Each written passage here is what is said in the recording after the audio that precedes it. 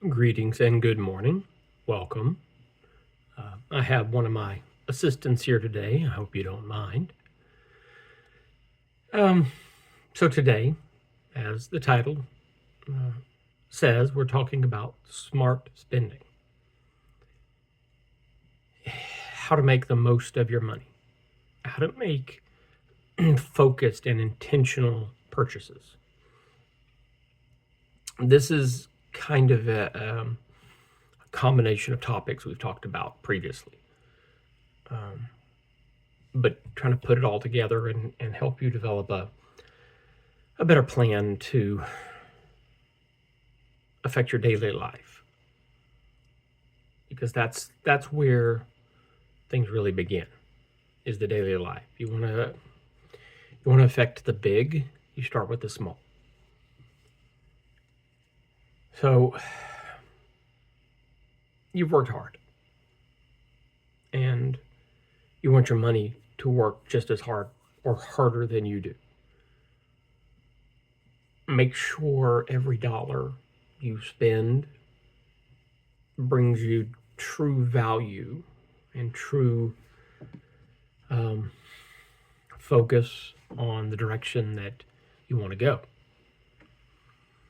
These budgets that we've talked about, these goals, these milestones, this is more the intentional focus on that topic of spending. So we're just briefly going to cover a few strategies and especially mindsets. I've talked about this. The mindset in some cases is the most important part of this. Your weekly, your monthly, your long-term marathon mindset to get you to your goals, so you can develop better control over your expenses, over your spending. We're not here to sacrifice, your enjoyment of life. We're here to, in the long term, create a better enjoyment of life, a better, optimistic, focused goals and milestones. So the mindset of smart spending. All spending starts in the mind, whether it is an impulse buy, whether it is something that you need on a daily basis, food, shelter, clothing, gas for your car, or something for your transportation. It's all starts with your mind. What do you want? What do you need?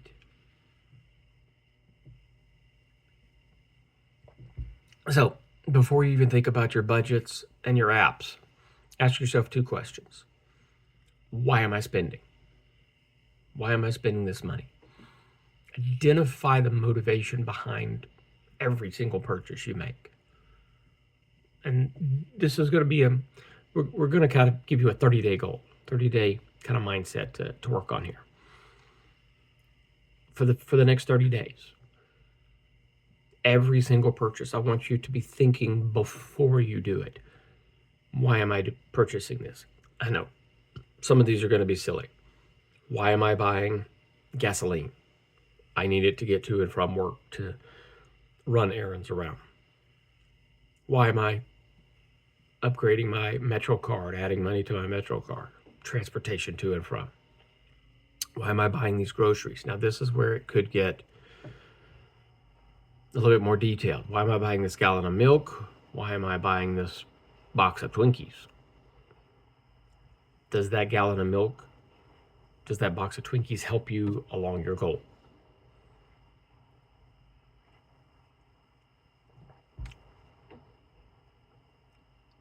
As I said, I'm not trying to take enjoyment away, but be intentional, be focused with your purchases. Next question is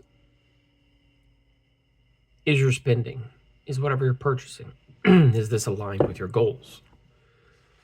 Your will this help you get to your next milestone? Does this expense move you closer to what matters most in life? When you develop the mindset, the proper mindset, spending becomes much more of a conscious choice than an impulse. And that's where we want you, is to thinking about every single purchase you make. And over time, you'll just start saying no to wasteful purchases, to impulse buys, because you'll be focused on your long term, on your goals. And you'll be saying yes to expenses that align with those goals. And that's the focus of this lesson, is to have you focusing on those goals, that budget. So tracking your costs, your true costs of every purchase. Odds are, if you're like most people, you're underestimating what you spend. And not just the purchase price, but the true cost of everything you buy.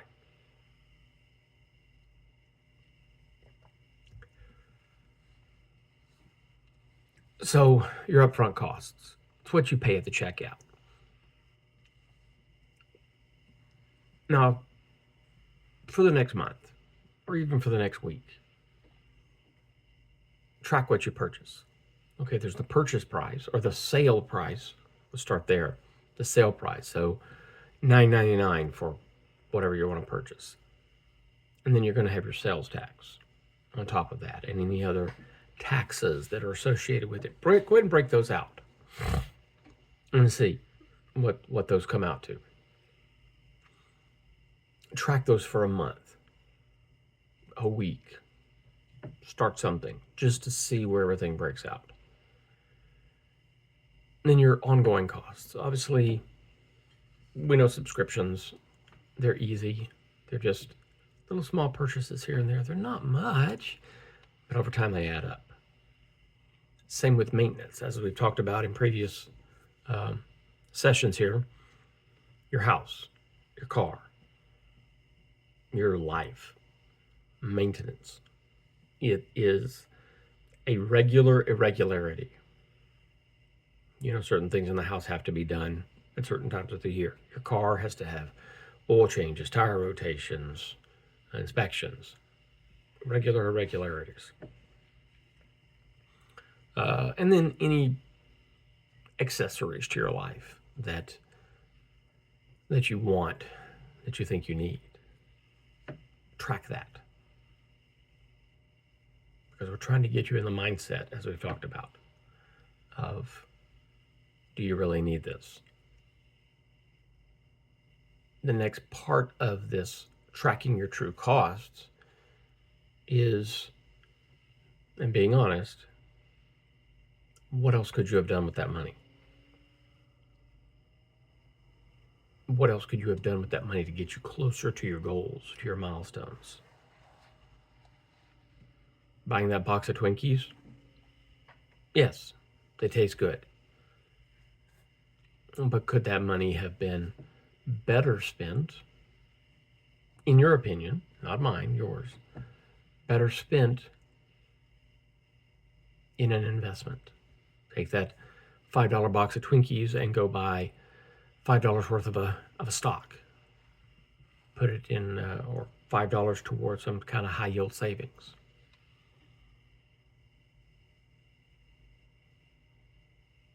It's long term. So again, we're trying to take the small daily and build on that for the long term. So we want you to learn to make smart choices. Tracking every expense for 1 month. Just do that for 1 month. Record not just the sale price, not just the taxes, but any follow-up costs that may be associated with that. So you get a new weed eater. Well, guess what you need for a weed eater? You're going to need some twine for that. You're not going to go through it a lot, but it is an additional cost that you could go through. Now, if you're like me, you're not going to go through much at a time, using the examples of weed eaters. But other things you could be updating every week.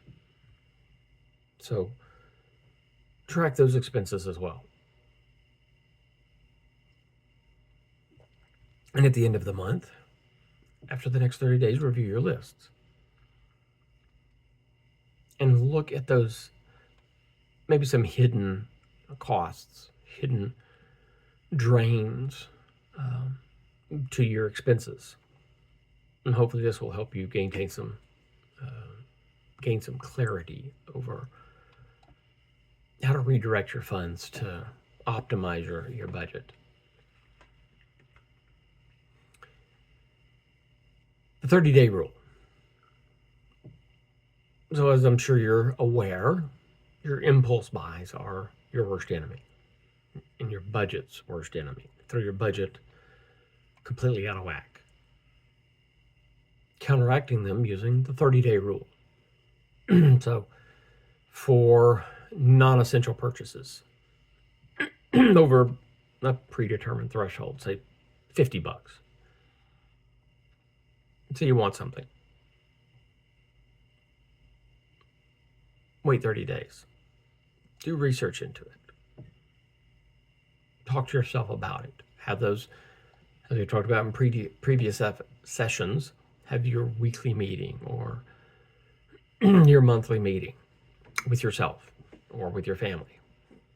Is this really a need, or is this just a want? And revisit every so often why you want that item.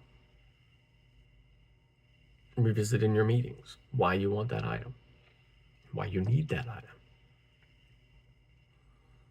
And after 30 days, if the value is still high enough, it still aligns with your goals and priorities, buy it. I'd say don't. But make sure it aligns with your goals, your milestones. So what this 30-day rule does is it creates space for reflection. It could lead to you deciding that you don't really need it, that using that money, as we talked about previously, what could that money be better used for? Saving money, investing that money, reducing kind of your expense clutter. So next we talk about value-centric spending. Smart spending it's not about being cheap. It's about maximizing the value. Maximizing the value toward your goals and your milestones. So for each purchase, think about it like this. What problem does this solve? Obviously, buying gas for your car solves a problem that you can get to and from work, or you're able to run errands, take your children to daycare. What problem does the box of Twinkies solve? Probably not many, unless you really just love Twinkies and it solves some other problem related to that. Not picking on Twinkies, I like Twinkies. How often will you use it? Well, a tank full of gas you're going to use probably multiple times a day. That box of Twinkies, if you go through that in a day, that's a lot. So how often will you use whatever you want to purchase? Is there a cheaper alternative? Look around for best price for gas. Get those cards from your local gas station that takes 2 or 3 cents off a gallon, or 2 or 3 cents off for a tank. Everything matters.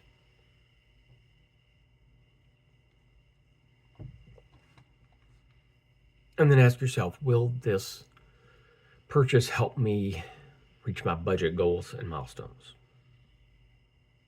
A gallon of gas,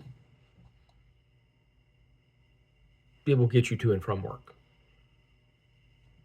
And being able to work is a requirement for your financial goals and milestones. The Twinkies, probably not so much. So focus on the value. The Make each purchase strategic rather than emotional.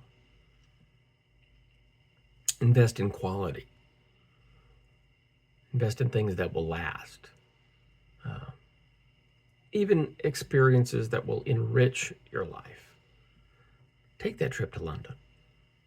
Take that trip to Disney with you and your kids. That will give you an enrichment in your life. Probably better than buying a case of Twinkies.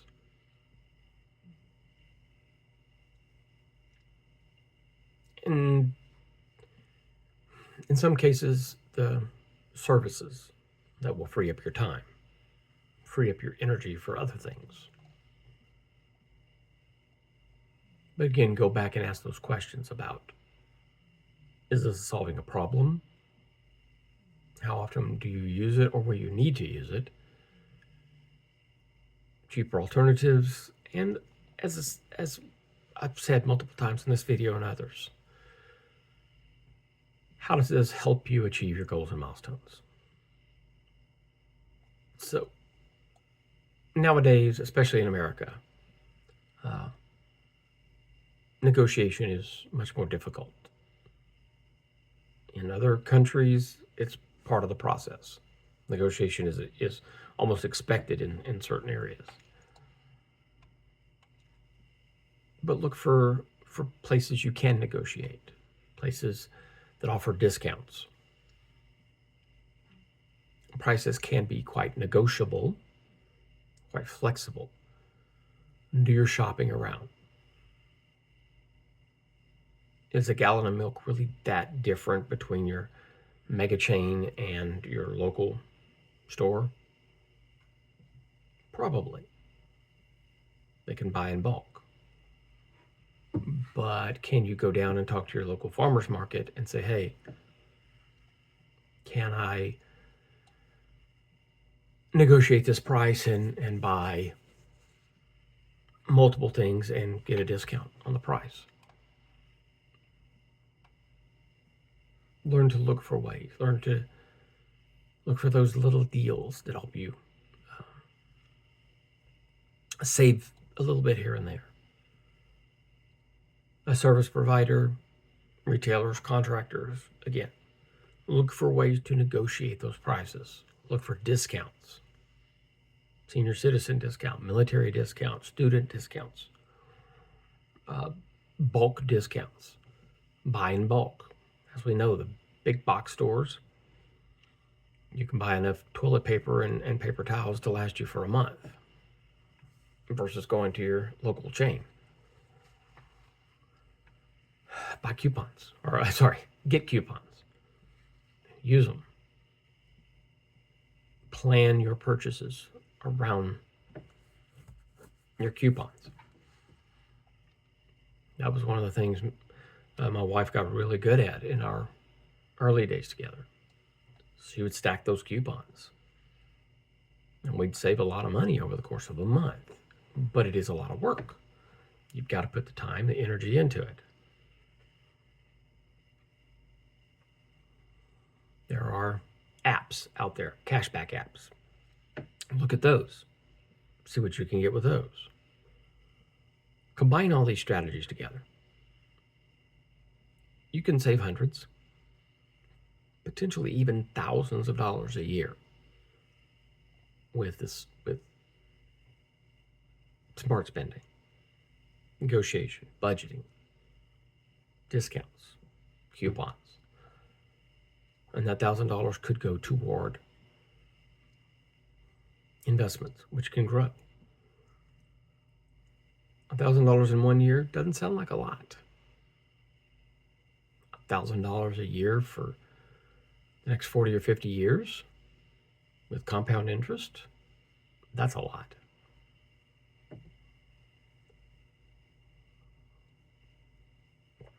As we talked about, subscriptions, reoccurring expenses. Audit those. Take a snapshot right now, this month. List every subscription you've got. Streaming services, apps, memberships, and then go through and rate them. Say 1 to 5. Keep it simple. If they're not in the top 2, if they're not a 5, or a 4, like your highest is a 5. If they're not like a 5 or a 4, how often are you actually using them? Get rid of them.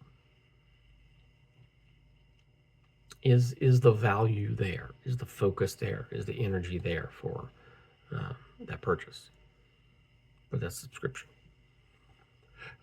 How much money can you reclaim by canceling or cutting back on some of these subscription services? The other thing throughout the year is holidays, birthdays, other events, possibly even social gatherings, social expectations that you're going to spend money on something. Be intentional with it. Set your budget for the year for gifts and stick to it.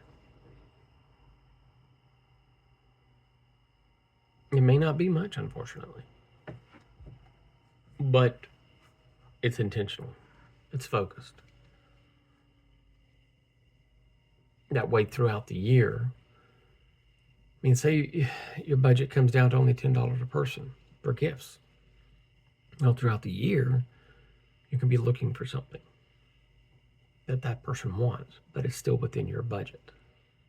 Something that person wants or needs. So it's much more intentional. It's much more personal. Your purchase, with every purchase you make for these gifts. If you have social gatherings, offer to do like potlucks, picnics.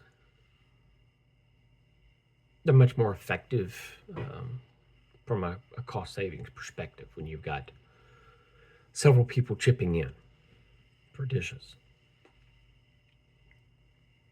And overall, just meaningful gestures throughout the year rather than pricey items or purchases. Is it this intentional purchases that your loved ones may want or need within your budget can be much more genuine, much more thoughtful, even if it is only $10. And the last topic to cover here, we talked about it previously. Automate your life. Specifically in this case, automate your savings and your investing. This will help you control your spending. After you've paid your mandatory obligations for the month,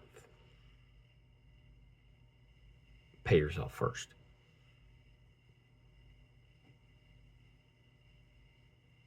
A fixed amount every paycheck, every month. Pay your obligations first, and then pay yourself in that order. As we go back to some of the videos I was talking about before, you got the 50, 30, 20. 50% of your budget, as close to it as you can get, if you can get 50%. That's your mandatory obligations, your rent, utilities, gas or transportation costs.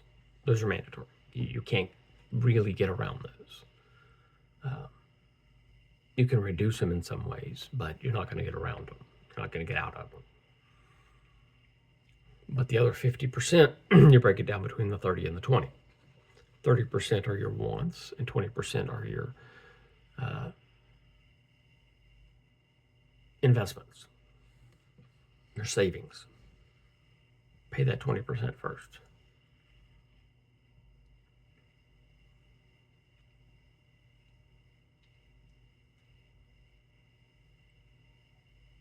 Make yourself important in this.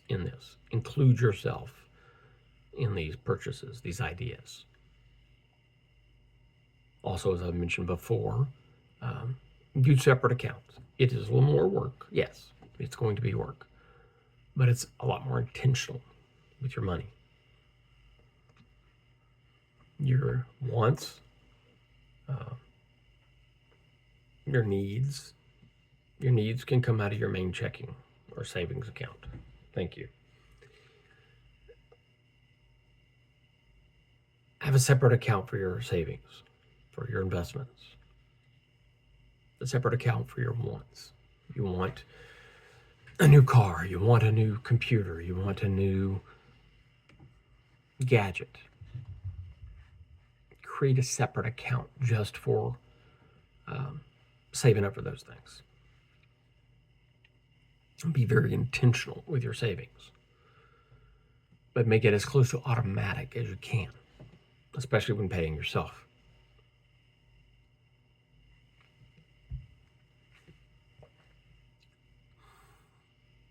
Once you've paid yourself,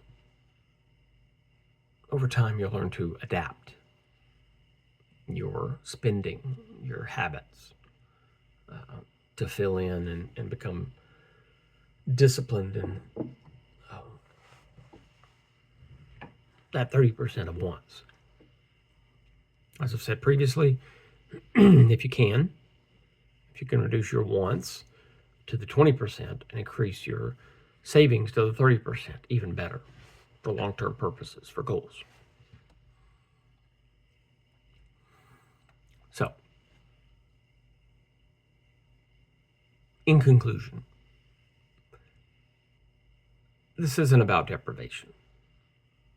We're not trying to deprive you of fun and joy in your life. That's all money is really. Survival and enjoyment. If you break it down into binary options, that's really it. Survival, food, shelter, clothing, and enjoyment. Enjoy your money, but learn to be intentional with your money. Find ways to have your money work as hard or harder than you do. As you have gained skills and raised yourself up in your job, your money needs to be the same. Your money needs to be working and raising its own value in your life. As you adopt the right mindset, this will get easier. As you track your true costs, this will get easier. As you delay or even completely cancel all your impulse buying, this will become easier. As you prioritize your values toward your budget, toward your goals and milestones, all of this becomes easier. This is about focus. Focus on your money.